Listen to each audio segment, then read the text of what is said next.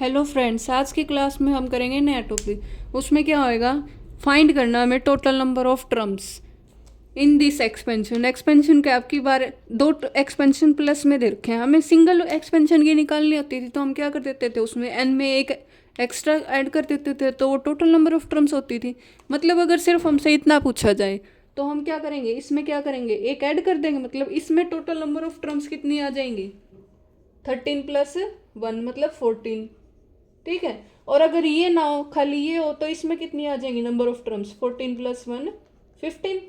ठीक है। लेकिन अब हमें क्या दे रखा है, दोनों का एडिशन दे रखा है, तो हम ये गलती नहीं करेंगे कि दोनों का सम कर देंगे इसका और इसका, तो टोटल क्या आ जाएंगे नंबर ऑफ टर्म्स 29। क्यों? क्योंकि ये ऐसा करना गलत होगा। क्यों होगा गलत? क्योंकि इनमें कुछ ऐसी टर्म्स होंगी जो सेम पावर की रही होंगी। क्या होगी? कुछ ऐसी टर्म्स रही होंगी दोनों में आई होगी, जो तो दोनों में आई होगी तो वो क्या आएगी, जुड़ेगी। जैसे कि एक्स स्क्वायर की टर्म मान लो इसमें है और एक्स स्क्वायर की इसमें है, तो वो टर्म दो बारी काउंट हो रही है, तो क्या करेंगे, तो इसमें से भी एक्स स्क्वायर का कोफिशिएंट ले लेंगे और इसमें से भी जो आएगा उन दोनों को क्या करेंगे, ब्रैकेट में कॉमन निकाल देंगे। तो इसलिए हम क्या करेंगे, यहाँ से कॉमन निकाल लेंगे तो वो एक टर्म बनेगी। तो ऐसी बहुत सारी टर्म्स मिलेंगी हमें जो क्या होंगी, कॉमन होंगी। ठीक। तो इसीलिए ये हम क्या करेंगे, डायरेक्ट इसको ऐड नहीं कर सकते। अगर अलग अलग आता है तो हम कह देते कि इसमें 14 टर्म्स है, इसमें 15 है। ठीक है। तो ये हमारा क्या हो जाएगा, गलत हो जाएगा ऐसे। इसलिए हम इसको क्या करेंगे, मेथड से सोल्व करेंगे। क्लियर? और इसका मेथड क्या कहता है, सबसे पहले हम इसकी अलग जनरल टर्म निकालेंगे, इसकी अलग निकालेंगे। तो जनरल टर्म सबसे पहले हम किसकी निकालेंगे, इसकी निकालेंगे। तो इसकी जनरल टर्म के लिए हम क्या मान लेंगे, TR+1, और इसकी क्या मान लेंगे, TP+1, ताकि हम कंफ्यूज ना आए। ठीक है। ये TR+1 और उसकी TP+1। अब TR+1 कैसे खुलेगी, NCR। एन की वैल्यू हमारे पास यहाँ से क्या है, 13। CR एक्स की पावर ए क्या, एक्स की पावर 13 - R, और n क्या हमारे पास, बी क्या, वाई स्क्वायर, और इसकी पावर R। ठीक है। ये हमारे पास जनरल टर्म आ जाएगी। इसको सोल्व करेंगे तो क्या आ जाएगा हमारे पास, y की पावर, इसको क्या लिख देंगे, 2R लिख देंगे, मीन्स 13CR x की पावर 13 - R और y की पावर 2R। इसको इक्वेशन नंबर 1 नाम दे दिया। एंड और सेकंड की निकालेंगे जनरल टर्म तो क्या आएगा, TP+1 मानी है हमने। यहाँ पे n की वैल्यू क्या है, 14CR। यहाँ पे x a की वैल्यू क्या है, एक्स स्क्वायर, इसकी पावर 14 - R। b क्या हमारे पास, y, इसकी पावर R। तो इसको सोल्व करेंगे तो क्या आएगा, 14CR x की पावर 14 इंटू, तो यहाँ पे R की जगह हमारे पास क्या P है, तो P लिखेंगे इधर। ठीक है। R की जगह क्या है हमारे पास, P है, 14 - P, तो जहाँ जहाँ R है वहाँ वहाँ क्या करेंगे, P। ठीक है। 14CP x की पावर 2 इंटू 14 क्या हो जाएगा, 28, माइनस 2 इंटू पी क्या हो जाएगा, 2P, इंटू में y की पावर P। ये हमारे पास इक्वेशन नंबर सेकंड होगी।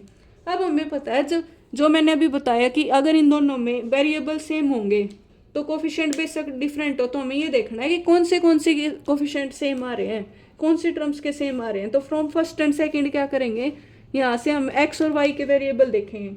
मतलब हम क्या लिखेंगे कि जब भी कोई दो टर्म्स जुड़ती हैं, दो टर्म्स कब जुड़ती हैं हमारी, अभी बताया था मैंने, जब उनके वेरिएबल क्या हो, सेम हो, कोफिशिएंट बेशक डिफरेंट हो।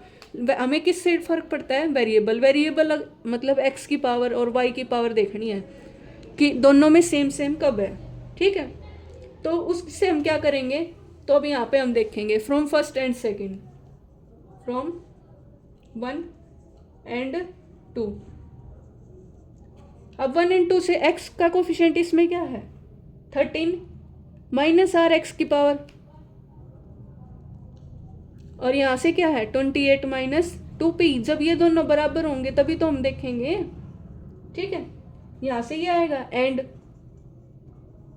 y की वैल्यू क्या है यहाँ पे, y की पावर 2R, और इसमें क्या y की वैल्यू p, ठीक है।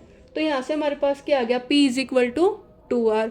तो ये जो p is equal to 2r है इसका यूज इस इक्वेशन में करते हैं, 13 minus r is equal to 28 minus p की वैल्यू क्या है 2r, तो यहाँ रखेंगे तो क्या आ जाएगा 2 इंटू 2r। तो ये क्या आ गया 28 minus 4r is equal to यहाँ पे क्या था 13 माइनस r। जब इसको सोल्व करेंगे क्या आएगा, कॉन्स्टेंट टर्म एक साइड ले जाएं, r वाली एक साइड ले, इस 4r को इधर लाएंगे तो क्या हो जाएगा ये प्लस का 4r माइनस r, इस 13 को उधर ले जाएं 28 माइनस 13, तो यहाँ क्या बच गया 3r इज इक्वल टू, इसमें से माइनस करेंगे तो क्या बच जाएगा 15, तो r की वैल्यू क्या आ जाएगी 15/3 5। अब r 5 आ गया तो फिर p की वैल्यू क्या आ जाएगी, this implies p is equal to 2 into 5, तो p की वैल्यू क्या आ गई हमारे पास 10, ठीक है। तो p इज इक्वल टू 10 आ गया और r इज इक्वल टू क्या आ गया 5 आ गया, ठीक। इन दोनों पे वैल्यू क्या आएगी सेम आएगी, इन पे r is equal to 5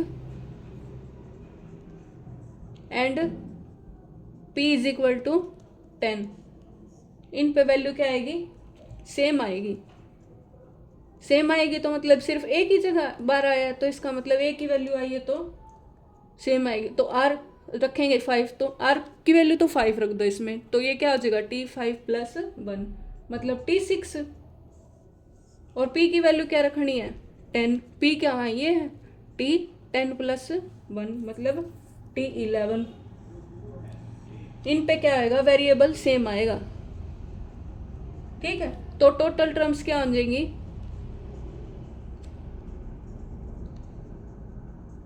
total terms in ये जो एक्सपेंशन हमसे पूछा था इसमें, तो टोटल टर्म्स वैसे तो कितनी आ रही थी 14 इसमें से 15 इसमें से, 14 प्लस 15 और एक क्या आई है इन दोनों पे सेम आई है तो माइनस करेंगे 1, तो ये कितना आ जाएगा 29 माइनस 1 मतलब 28 टर्म हमारी क्या आ जाएंगी टोटल टर्म्स आ जाएंगी, ठीक है। तो जब भी आपसे ये पूछे कि टोटल नंबर ऑफ टर्म्स निकालने, दो एक्सपेंशन दे रखे हैं एडिशन में या माइनस में, तो हमें क्या करना है सबसे पहले दोनों की नंबर ऑफ टर्म्स निकाल लेंगे, ठीक है। फिर हमें ये देखना है कि उनकी जनरल टर्म निकाल के उनमें कुछ वेरिएबल्स सेम होंगे, कुछ पे वैल्यू क्या आएगी सेम आएगी, तो उनकी जनरल टर्म निकाल ली। फिर हमने जो वेरिएबल दे रखा है एक्स और वाई, वहाँ से हम ये देखेंगे कि इसमें क्या दे रखी है सेम कहाँ कहाँ आ रही है, 13 minus r is equal to 28 minus 2p, यहाँ से y की क्या थी 2r और इधर से y की क्या थी p, तो जहाँ पे वैल्यू सेम आई जितने भी आंसर आए, अब जैसे यहाँ से एक आंसर आया था तो माइनस में क्या कर देंगे एक कर देंगे, वो हमारा आंसर हो जाएगा, क्लियर। नेक्स्ट क्वेश्चन हमारा क्या है, अब इसी में हमसे दो लास्ट क्वेश्चन में क्या थी यहाँ पे प्लस था, अब क्या है दो एक्सप्रेशन में मल्टीप्लाई में आ जाए अगर, तो हम उसमें टोटल नंबर ऑफ टर्म्स कैसे निकालेंगे ये बताया हमें। तो हम क्या करेंगे सबसे पहले एक चीज़ नोटिस करनी है हमें, जब भी पावर अलग अलग दे रखी है हमें, दो या दो से ज़्यादा एक्सप्रेशन दे रखे हैं मल्टीप्लाई में, तो कोशिश करनी है कि पावर दोनों की क्या करें सेम बना लें, ठीक है। तो हम क्या करेंगे पावर दोनों की सेम बनानी है, सबसे पहले हम लिख लेते हैं इसको, क्या दे रखा हमें 1 प्लस एक्स की power 101 into 1 plus x square minus x, इसकी पावर क्या दे रखी है 100, ठीक है। तो इसको क्या करना है हमें सेम पावर बनानी है। अब सबसे पहले सेम पावर कैसे कर सकते हैं हम, क्या दिख रहा है हमें कॉमन 100, तो 100 पावर बनानी है सबसे पहले हमें, तो इसको क्या लिखें 1 plus x into 1 plus x, ऐसे लिख सकते हैं इसको। 101 को क्या लिख सकते हैं एक तो पावर एक और इंटू में क्या 100, इंटू में क्या है हमारे पास 1 plus x square minus x की पावर 100, ठीक है। अब इन दोनों की पावर 100 है तो इनको क्या कर सकते हैं इकट्ठा लिखते हैं, यहाँ से क्या आ गया 1 प्लस एक्स तो बाहर, और यहाँ इसको क्या लिख देंगे 1 plus x into 1 plus x square minus x और पूरे की पावर क्या 100, ऐसे लिख सकते हैं हम, ठीक है। अब ऐसे लिख दिया। अब यहाँ से देखो एक फॉर्मेट मिल रहा है हमें, क्या ये किस फॉर्म का है a plus B into A square plus B square minus ab, क्या ये इस फॉर्म का बन रहा है, a की वैल्यू 1 ले ली, b की वैल्यू x, फिर 1 को क्या लिख सकते हैं, 1 का स्क्वायर 1 ही होएगा, A square plus B square minus A B, A plus B into A square plus B square minus A B. इसका फॉर्मूला क्या होता था हमारे पास, A cube minus B cube, sorry plus B cube.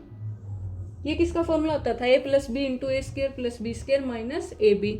ठीक है, ये फॉर्मूला होता था। तो ये इसकी वैल्यू क्या आ जाएगी, 1 प्लस एक्स, और इस सारे एक्सपेंशन की वैल्यू क्या आ जाएगी, ए क्यूब प्लस बी क्यूब। ए की वैल्यू क्या है हमारे पास 1, 1 का क्यूब 1, और बी की वैल्यू क्या है एक्स, एक्स का क्यूब। ये किस में आ गया अब हमारे पास, इसमें आ गया, और इस पूरे की पावर कितनी है 100। ठीक है, ये आ गया हमारे पास। अब क्या है 1 प्लस एक्स इंटू, इसको क्या आगे पीछे लिख सकते हैं, या फिर ये लिख लो इसको 1 plus x into X cube plus 1 और इसकी पावर 100। ठीक है, अब इन दोनों को खोल देंगे, 1 की पहले मल्टीप्लाई इसके साथ, फिर 1 की इसके साथ, 1 को इनको अंदर तो लेके जा ही सकते हैं हम। तो 1 इंटू एक्स क्यूब प्लस 1 इसकी पावर 100 प्लस में x into X cube plus 1 और इसकी पावर 100। ये समझ आया कैसे लिखा है, पहले 1 की इस पूरे के साथ मल्टीप्लाई, फिर x की इस पूरे के साथ मल्टीप्लाई। ठीक, तो यहाँ से ये क्या आ गया, is equal to X cube plus 1 की power 100 plus x into X cube plus 1 की पावर 100। इसको नाम दे देंगे हम इक्वेशन नंबर 1। राइट साइड में हमारे पास क्या चल रहा है, 1 प्लस एक्स की, सॉरी लेफ्ट साइड में 101 into 1 plus x square minus x की पावर 100। ये हमारी लेफ्ट हैंड साइड चल रही थी। ठीक है, अब हम क्या करेंगे, ये चेक करेंगे कि कौन कौन से वेरिएबल्स पे, अब देखो सेम वही लास्ट वाला क्वेश्चन आ गया, दो एक्सप्रेशन प्लस में आ गई, मल्टीप्लाई से किस में ले लिया हमने, प्लस में। अब सेम वही लास्ट वाला क्वेश्चन आ गया कि ये देखेंगे कि इन एक्सप्रेशन में सेम वेरिएबल पे वैल्यू कितनी आ रही है। ठीक है, तो यहाँ से हम देखेंगे इसमें टोटल टर्म्स कितनी आएंगी 101, और इसमें भी कितनी आएंगी 101।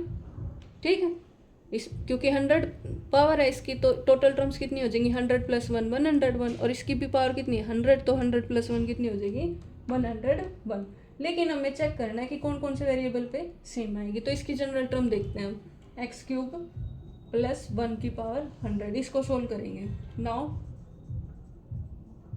ठीक है, इसको सोल्व करेंगे तो कैसे आएगा, ये किस तरह खुलेगी ये एनसीआर, तो एक्स क्यूब की पावर 100, और फिर क्या आ जाएगा यहाँ पे क्या एक्स इंटू, ये वाली लेके चले पहले हम, एक्स इंटू एक्स, ये तो सीधा सा दिख रहा है, हम एक्स क्यूब प्लस 1, इसको सोल्व कर लेते हैं, x into X cube plus 1 की पावर 100।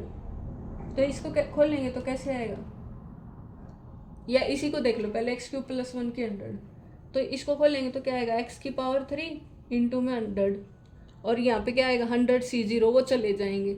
लेकिन हमें उससे कोई मतलब नहीं, हमें तो किससे मतलब है, किसको देखते हैं हम, वेरिएबल की पावर देखते हैं। तो एक्स की पावर 3 और 100, तो ये कितनी आ जाएगी, फिर 300 आ जाएगी। फिर नेक्स्ट क्या आएगा, एक्स की पावर 3 और इसकी पावर क्या आ जाएगी 99, 1 की तो सेम चले जाएगी। इसको सोल्व करेंगे तो कितनी आएगी ये 2, 3 9 27, 3 9 27 और 1 28। ठीक है, तो यहाँ से इसकी वैल्यू आ जाएगी 298, और सॉरी 297 आएगी। फिर क्या आएगा नेक्स्ट, एक्स की पावर 3 और इसकी पावर 98, इस तरीके से चले जाएगी। इसकी वैल्यू आ गई 294। लास्ट क्या आएगी, एक्स की पावर 3 इसकी पावर 1, मतलब ये आ जाएगी 3। फिर क्या आएगी, एक्स की पावर 3 और इसकी पावर 0, तो ये कितना आ जाएगा 1। ठीक है, बट इसमें देखेंगे दूसरी में, x into X cube plus 1 इसकी पावर 100, तो इसकी तो सेम आएगी वैल्यू, एक्स क्यूब और इसकी 100, और एक साथ में एक्स है, तो ये तो 300 हो गया, 3 इंटू 100, और एक पावर ये भी तो है, तो यहाँ से क्या आ जाएगी 301 आएगी पावर।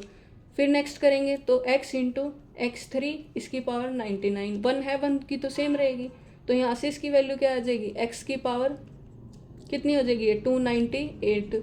फिर नेक्स्ट में क्या आएगी, x इंटू एक्स की पावर 3 तो है ही, और यहाँ पे एक कम होएगी 97। ठीक है, तो यहाँ से इसकी वैल्यू क्या आ जाएगी, 97 इंटू 3 करेंगे, 3 7 जा 20, 1 3 9 जा 27 और 1 तो 282 आ जाएगी एक पावर ईयरी। और फिर लास्ट में क्या आएगा, x इंटू एक्स क्यूब कि इसकी पावर 1, तो मतलब x की पावर 4 हो जाएगी, 3 ईयरी और 1 ईयरी। फिर क्या आएगा, x इंटू एक्स 3 की पावर 0, मतलब x 3 की पावर 0 तो 1 और ये रहा x की पावर 1। क्या इन दोनों में कुछ कॉमन है, यहाँ पे x की पावर 300 आ रही है, यहाँ पे क्या आ रही है 301 आ रही है। यहाँ x की वैल्यू 297 है, यहाँ x की वैल्यू 298 है, इधर x की वैल्यू 294, इधर 295 आ जाएगी। तो इस तरीके से ये क्या हो जाएंगी, सारी की सारी अलग अलग आएंगी, कोई भी सेम वैल्यू नहीं आएगी। तो दोनों में क्या है, कोई कॉमन नहीं है, नो कॉमन वैल्यू, दोनों में नो कॉमन वैल्यू। अब कोई कॉमन वैल्यू नहीं है तो इसका मतलब अलग अलग क्या आ जाएंगी, टर्म्स आ जाएंगी। तो टोटल टर्म्स कितनी आ जाएंगी इसमें, total terms is equal to, इसमें कितनी आई थी 1 प्लस एक्स की पावर एक्स क्यूब प्लस 1 की पावर 100 में 100 प्लस 1 101, और प्लस में इसमें कितनी थी 100 थी, 100 प्लस 1 101, तो टोटल कितनी आ जाएगी 202। क्लियर, ये हमारा आंसर हो जाएगा। इसमें क्या था, मल्टीप्लाई में दे रखा था, जब भी हमें मल्टीप्लाई में दे तो हमें क्या करना है, सबसे पहले उनको सेम पावर में बनाना है। सेम पावर मतलब जो छोटी पावर है उसमें तोड़ लेंगे। तो 101 थी, 101 को 100 के बराबर कर लिया, अलग अलग लिख लिया। फिर हमने क्या करा, प्लस में आ जाएगी वहाँ से, ये कॉमन लेके प्लस में आएगी तो सेम पीछे वाला क्वेश्चन बन जाएगा।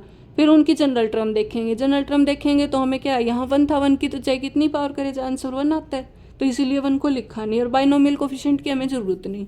ठीक है, तो इसीलिए हमने डायरेक्ट देखा, तो दोनों में कोई कॉमन वैल्यू नहीं, इसका मतलब टोटल टर्म्स क्या आ गई है, दोनों की ऐड हो जाएंगी। क्लियर, तो आज की क्लास में हम यही क्वेश्चन करेंगे। Thanks for watching.